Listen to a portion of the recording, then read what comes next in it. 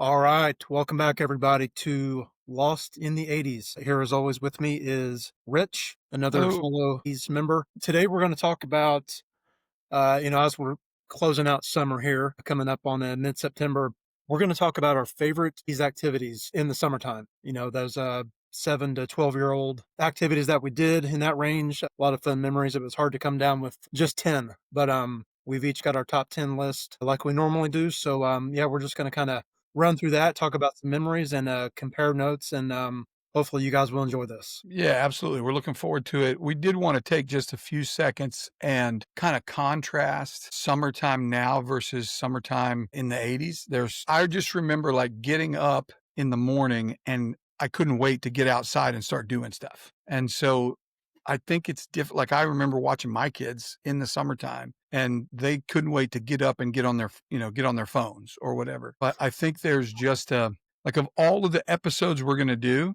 I think this one is probably the largest disconnect between kids from the 80s and even early 90s. I mean, because all of this list changes when we get our driver's licenses, right? That's like the thing that probably predicated a change in our lives was our driver's license. But through the 80s, all of these activities, like a bunch of them kids probably still do today, but they do them in a much more abbreviated way, or maybe it's not as important to them because they have kind of some of these other, activities that they're involved in, and everything's a lot more structured now. That's probably the main difference I would say is like you would leave your house in the morning after you had breakfast or whatever, and then you were just supposed to be back by the time it got pretty dark. Like that was, I mean, that my mom and dad were totally fine with that. If that happened now, our neighborhood would be swarming with police cars, assuming that the children had been kidnapped and trafficked because you have so much connection with cell phones and, things like that. So I think that's going to be the fun part of this list is like some of these things, while they're not totally foreign to kids like 8-bit Nintendo games are, they're not the same percentage of their life that they were for us, right? So Yeah, absolutely. I think we'll just jump into some lists here. I will go ahead and share Brian's list and he can kind of read them out loud. In our last episode, we did make a mistake and we apologize to those listening and not watching. We didn't read the whole list. So we're going to rectify that this week. Yeah, so I'm going to start from I'll start at the bottom, go from a 10 to 1. If we can make that screen a little bigger. I don't know if that's an option or not. But number 10, this is obviously probably something that most people did not do. But number 10 for me was digging for night crawlers after a storm. I learned from my dad that after a storm comes through, especially at night, that is the time to get the shovel out and go in the backyard and just start digging around if you like to fish. Obviously, night crawlers were the big bait for catching fish, much easier than a plastic lure or a little tiny grub or something. So I definitely remember doing that. So that was my number 10. Hey, I'm gonna pause you for 1 second and throw this in. Did you ever do the wire coat hanger electric thing to get night crawlers? No, Do I'm you not. know what I'm talking about? So I'm not 100% sure this is real or maybe it's a fever dream, but I'm pretty sure I remember, and maybe somebody in the comments can tell us if this is real or not. My dad would take a wire coat hanger and untwist it and put one end of it in an outdoor socket. Now, you should not do this, by the way. We are recommending to not attempt this. But after a storm, we had a light pole that had a wire socket at the bottom or a electrical socket at the bottom. He would shove the wire in the socket and then shove it directly into the ground. And supposedly, like the electrical current or whatever would make night crawlers like come up to the surface. No idea if that's true or not, but that's a memory of the 80s I have. I was So it going to didn't find kill out. them though. It didn't kill the night crawlers. I guess not. Made 'em- Yeah, because Or you again, you want them a that could be lot. from a science fiction movie I saw. So it's in my Yeah, brain. I don't know if it's real or not. because like I think kind of the point is like to have like the motion kind of The under live the night water to crawlers. attract. Yeah. Yeah, I don't think you want dead ones. So anyway, Probably that not. that was my number 9. Or I'm sorry, number 10. Number 9 was going to amusement parks. Um, Most summers we went to at least one. Opryland was a big one because it was close. Um, I remember a ride called the Wabash Cannonball, which was terrifying to me because it actually had like a upside down twist, and it took me till I was probably 12 to want to ride a roller coaster that went upside down. I remember like the log flume, like that big Oh, wooden yeah.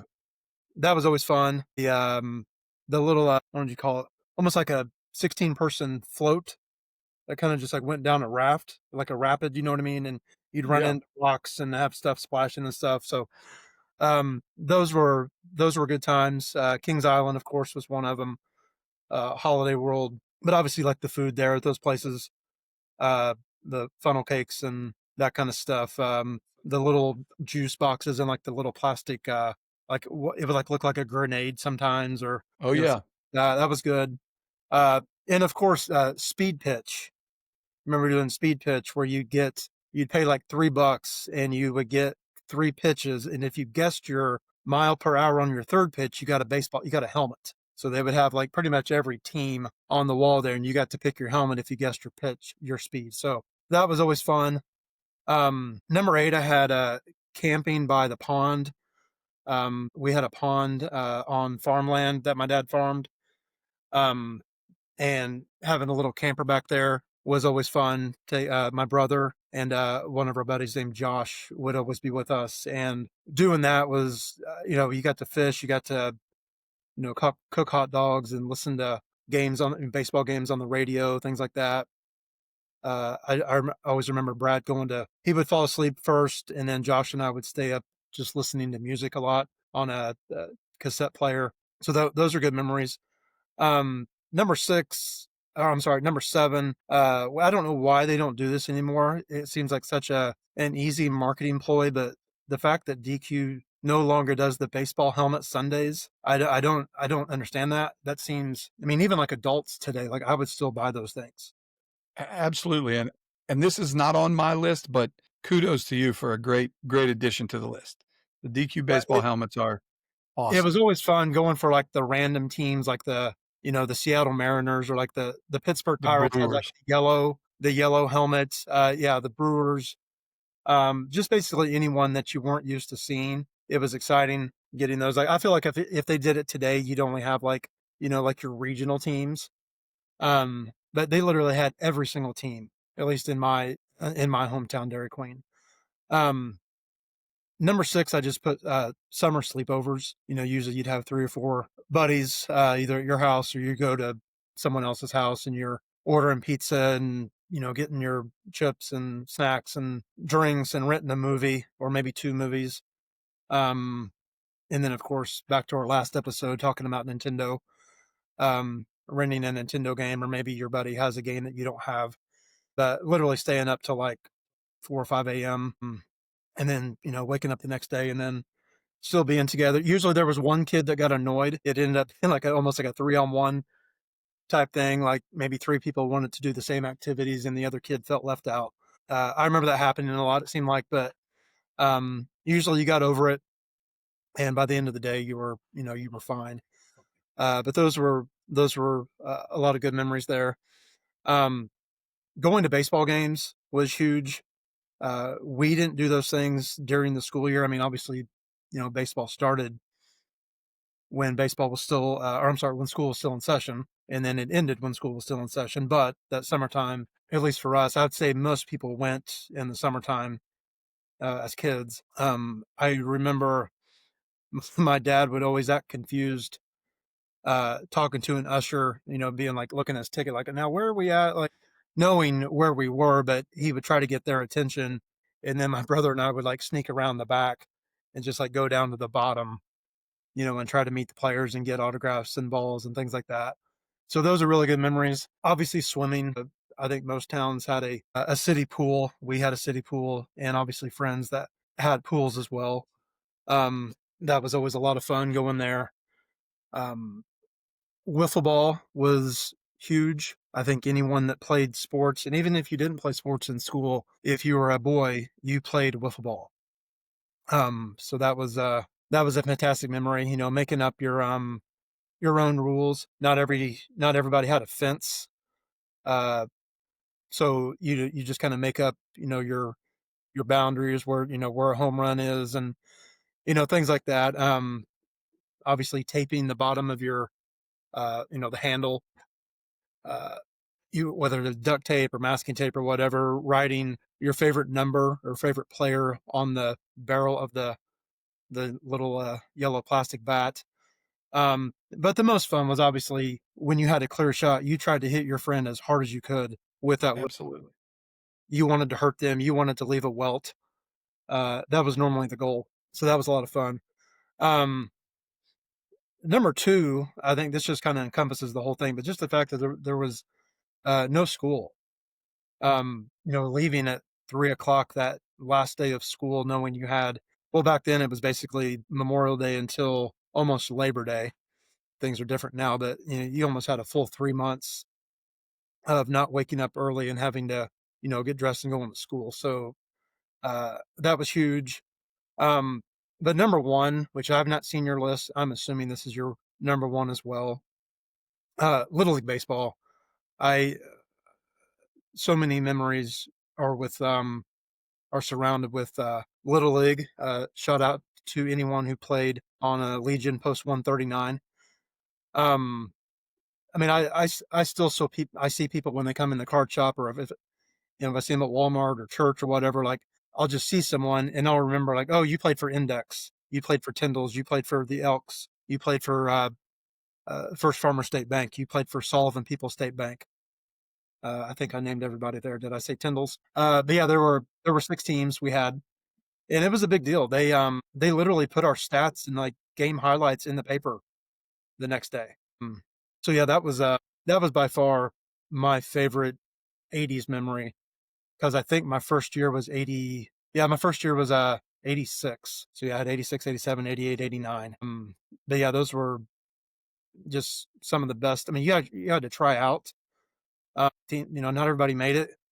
And you were on the same team for all 4 years. And I know they do things differently now, but it was a big deal. You really took pride in the team that you played for. When you had a game that day, at least for me, I took it serious. Like you didn't, your coach told you couldn't swim that day because you didn't. You could I, not swim. I remember one time, and Mom, if you're listening, I remember we were late one time, 3 minutes to a practice. And, my coach, Neil Heap, let's see, it was Neil Heap, Larry Stanifer, and I believe Bob Bontrager. I was 3 minutes late. I had to run 3 laps, not just around the infield. I had to run 3 laps around the outfield because I was 3 minutes late to practice. And so it was definitely a big deal. So yeah, that's my top 10. And if I could go back and do it all again, I'd start over at 8 years old and do it again tomorrow. Yeah, so I'll make some comments about your top 10 just and you hit on it right there, but the number 4 and number 1, like swimming and Little League were absolutely like it was the cardinal sin of our youth is if you went swimming on a day you had a baseball game. I don't know if that really had an effect, but my dad for sure said it did. And then wiffle ball, so I loved wiffle ball. It didn't make my list. Probably should have, but it didn't. But do you remember there was a period of time where they would sell like the funny looking or funny shaped bats, and then they would have a different kind of The ball. It red wasn't a one, whip. Well, yeah, it would be like a themed ball, like it would be a face or something like that, and the bat was like had a huge end yeah, we and then we a didn't allow small. we didn't allow those. I know what you're talking about, but it was illegal to use those bats in our games. But hitting your friend with that rubber ball off of that huge bat, that was really satisfying. Like the sound, the whole thing was pretty incredible. So yeah, you haven't seen my list. I hadn't seen your list. Um, we're going to find a lot of overlap. So we'll I'll throw mine up and we'll kind of go through these. I do not know because I'm not a tech wizard how to make these different. I thought they were all on there and they're clearly not, but I'll read them off anyways. My number 10 was 4th of July fireworks. We watched them always at IU. It was an incredible time because again, you were doing it with family, and I've said this in our last episode, but my theme throughout this is going to be kind of like the relationships and the community that you built. You didn't just go to 4th of July fireworks by yourself and sit in a lawn chair and watch. Like you loaded up 3 or 4 cars, your cousins went, your cousins' friends went, whatever. You got ice cream on the way back. you probably had a cookout earlier that day with your family. So that day and like that event was always, really special to me. Um, Number 9 is bikes in the neighborhood. I was talking about this with a friend recently. I don't know if I ever got as excited as when you saw a kid like walk in front of your, like one of your, again, I lived in a neighborhood with 10 or 15 guys my age. If a guy had a cinder block and like a piece of plywood in his hands and he was walking to the end of the cul-de-sac, you were like, today is going to be awesome. Somebody might break an arm. I got my big toe caught in the chain of my bike one time, going over a ramp because I was wearing flip flops. Uh, but biking in your bike was your prized possession. Like we talked about how Nintendo kind of eclipsed that, but before Nintendo, like your bike was the most important thing you owned. And again, now my kids had bikes. They probably rode them some in the neighborhood. If they told my wife they were going to ride a full street over, she would have just had a heart. She'd have laid on the ground and demanded her heart stop, as opposed to her children drive a full street away. And for good reason. There's a guy in our cul-de-sac that got arrested for child pornography. So uh, it's just a different world we live in. But bikes in the Yep. neighborhood were incredible. Yeah. Number 8, So, I'm going to the sorry, pool. real quick, let me hop on that, or bounce off what you're saying. So I did not live in town. So I had a bike, obviously, and I had a strip down in front of our house that I could ride the bike. But I would always have to just, if someone else had a brother that had a bike, like I would have to just like take advantage of that while I was in town at whoever's friend's house I was at. So that is a memory that I don't really have because of that. Yeah, definitely location made a difference there. I lived in a neighborhood. Now, we couldn't leave our neighborhood because it was one long road and then it connected to the highway. So there were no adjacent neighborhoods, but we rode back and forth between Ut Drive and Netha Court, all summer long. Number 8, going to the pool. We had 2, Bryan Park and then the Indiana University pool. I didn't go to those as much just because they were further away. And so if I was going to go, an adult was going to have to load me up and take me. So my aunt, a lot of times, one of my 2 younger aunts, one on each side, my Aunt Christy or my Aunt Diane. Shout out Aunt Diane. She listened to the last episode, so maybe she'll listen to this one. She would load us up and take us to the pool occasionally. I loved getting a high C at the pool. Like just the fact that the drink came in a flexible pouch to my little chubby 7-year-old self was just incredible.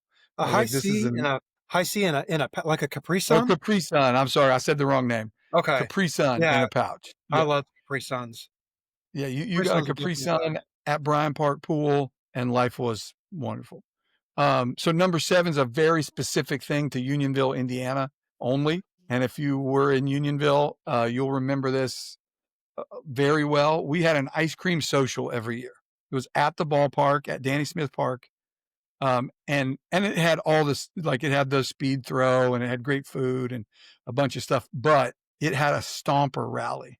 Do you remember stompers? I don't know what that means. The little cars that you put the batteries in and they would go on their own. I didn't know they're called stompers. Yeah, you got to look them up. They're a toy called Stompers, and Like, they were is that when you like take them in reverse, like build up the friction and then they go? no, these you just turned them on and they ran, and And they could navigate a course pretty. So they had like a looking back, of course, I'm looking at it at 7 years old. I'm thinking this is the coolest thing I've ever seen. It was probably just a piece of plywood that somebody had built, like little hills but there was a track, and they would time, and so you would all year long, like you would try to find a stomper that not only had a cool, Tyrannosaurus Rex head on it or whatever, but that you could modify. So I used to take the tires off. I would slice them in half long way and put them back on. So it would still, like, you would still get the same amount of traction or whatever on the outside, but it would weigh less because it had a thinner tire on it. And yeah. you would take weight. So all of those things. But anyway, if you won the Stomper Rally at the ice cream social, you were basically royalty for a year. It was a big deal. Weekend camping trips, we always went to one or two places, Boggs Lake or Raintree Lake.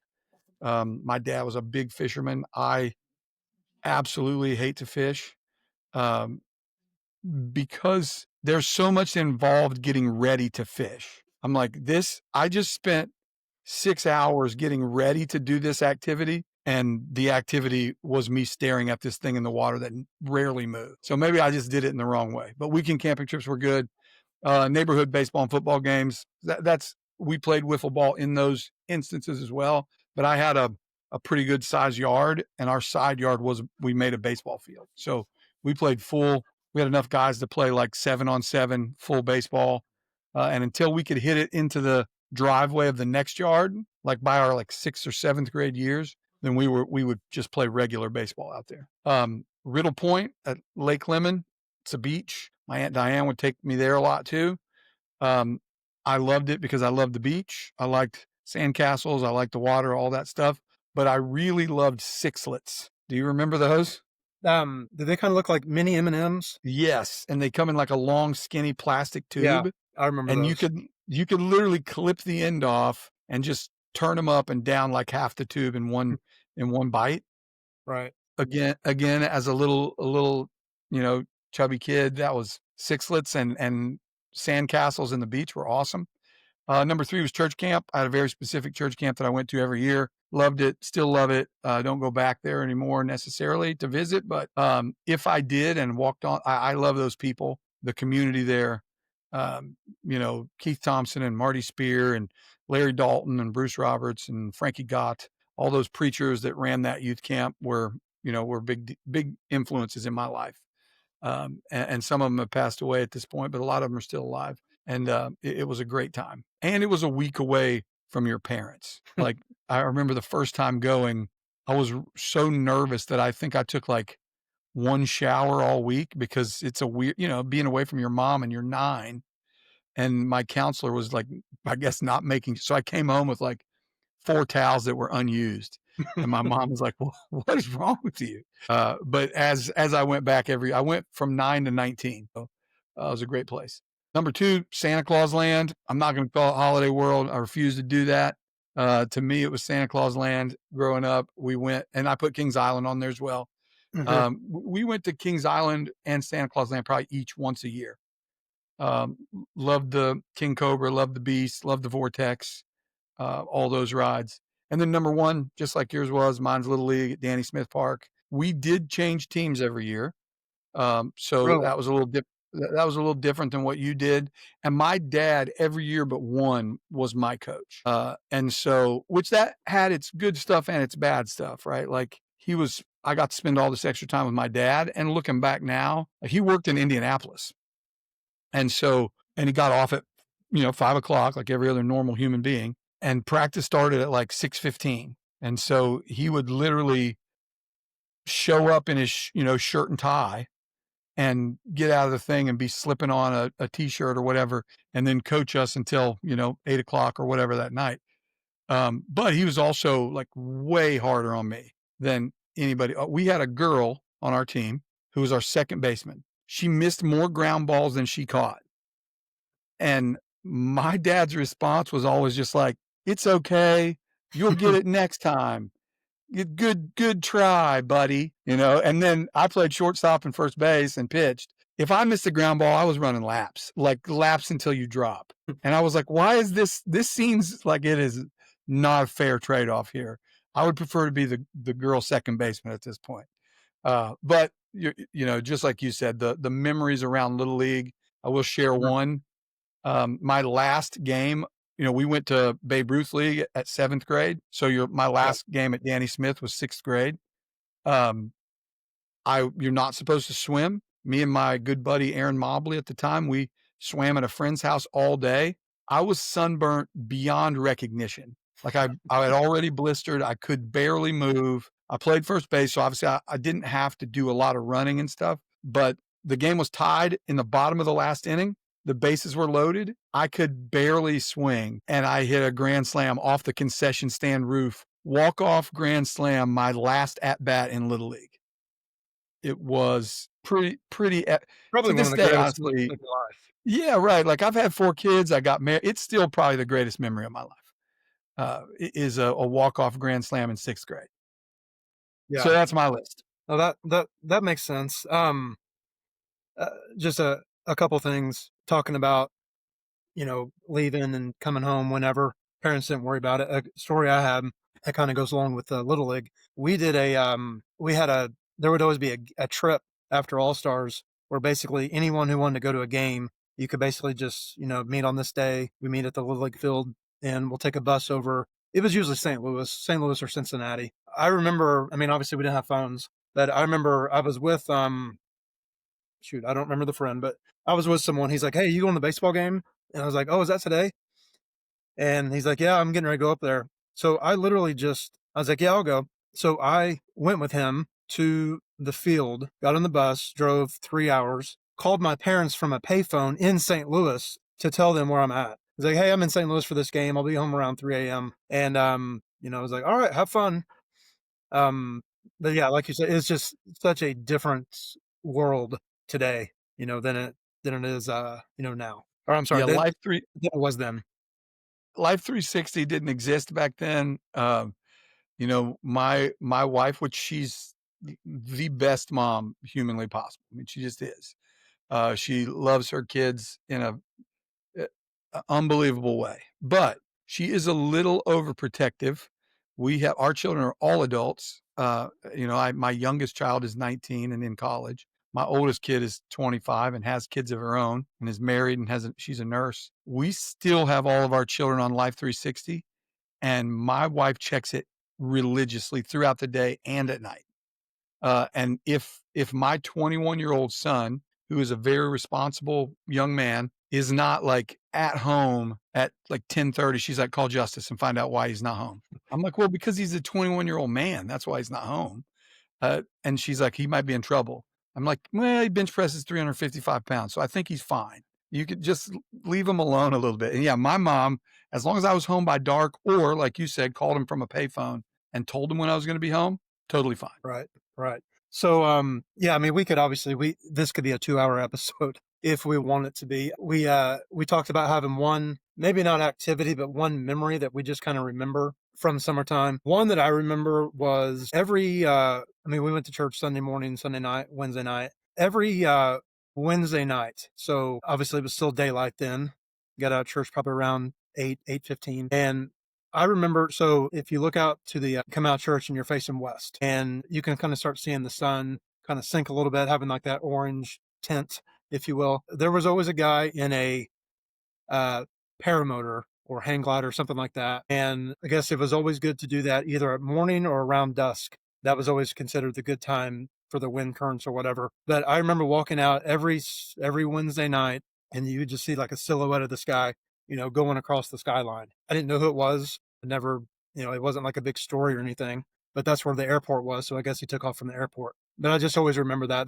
Just a very vivid memory I have in the summertime growing up. Yeah, I have a memory as well that didn't necessarily make my top 10 list because it's not that kind of thing. But so there was an item at the grocery store that I absolutely begged my mom for every time we were there, and it was called Burple.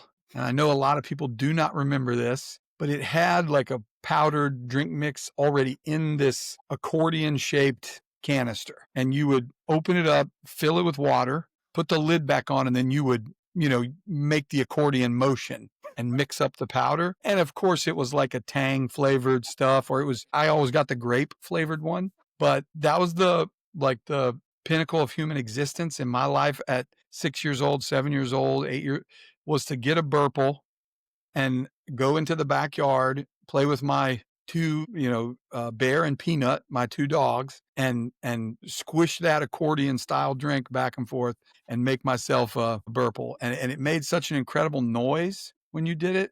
It was classic stuff. I know not a lot of people, but if you have time to look up the Burple commercials on YouTube, you'll remember it, and the videography and the way it will take you back for sure. But So but Burple's my weird memory. So it's called Burple, and you talk about like the accordion style. So you do like the motion while you're drinking it, right? Is that what you mean? You mix it up that way.